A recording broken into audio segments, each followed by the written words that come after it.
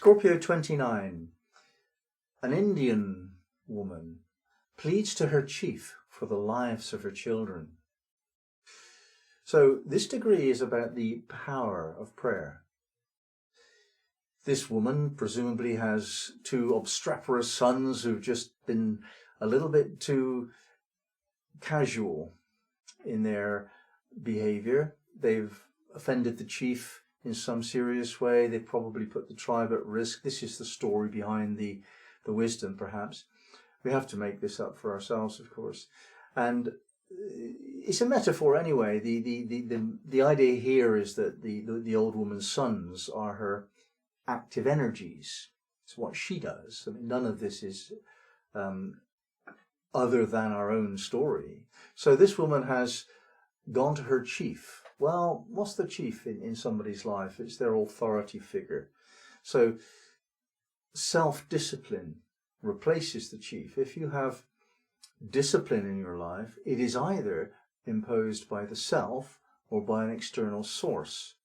Now, this old woman has gone to an external source for her authority because she has let her children go wild and endanger the tribe. Letting her children go wild shows insufficient self-discipline. We ourselves, we go out, we have drinks, we have other reasons to express a lack of self-discipline. And we do have to take the consequences even then. So our self-disciplined attitude to life is orderly and easy.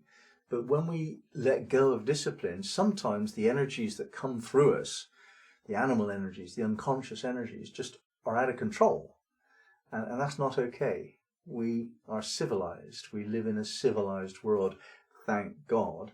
It would be horrible if we did not. It would be like living in a jungle, afraid for your life every moment of your life. We live in a civilized world. Now that depends upon self-control, self-discipline. You have to take care of your active energies, what you do. Now, she pleads to her chief in prayer. It's a form of prayer, this, and prayer indicates the kind of idea of contacting a higher dimension of self, the soul consciousness. So here we have the metaphor expanded so that it is the soul within me that moderates the animal instincts within me. And these two forces, the light of the soul and the passion of the animal instinct, they're very, very different elements. But the human being, the middle kind of balancing energy, which in Sufism is associated with the heart. The heart is the organ of balance. The intervention occurs when the human looks towards the soul in order to control the animal. The soul energies are accessed through meditation and prayer, generally. And when we have mastered the ability just to slip into that soul consciousness and just look at what's going on in our lives, what are we doing? What are we experiencing having done to us? We have to take responsibility for that too. And to moderate those behaviours requires us to move into soul consciousness. That's the mystery of this degree. The whole point is that if we do not take measures ourselves, then society will. The chief is representative of society, the police, the law courts. If we don't control ourselves, we will be controlled. That is the end of all freedom. Real freedom means that you have mastered the whole question of discipline. You don't need anyone to discipline you because you've mastered it yourself. We're not ever free from discipline or the need for discipline. What we can be free from is the imposition of that discipline by an authority figure that really doesn't have our best interests at heart. Now, the chief's best interests here are to serve the tribe, not this woman. If her naughty sons cannot be contained, then the chief's responsibilities are broken.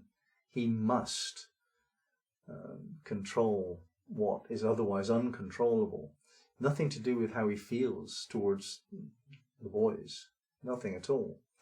It's to do with how he feels about his own sense of responsibility to the tribe. He is a man of the highest level of self-discipline. And if we become like that, a man being active, decisive, yang, with self-discipline, then it becomes, apparently, it seems to be ruthless. But it is not without mercy. It's just that the mercy is for the group, not the individual. So if this energy is strong within you, if your sun is in this sign, for example, you're asked to balance the wilder energies within you, moderate them by accessing the higher sense of self through this soul consciousness, through prayer and meditation.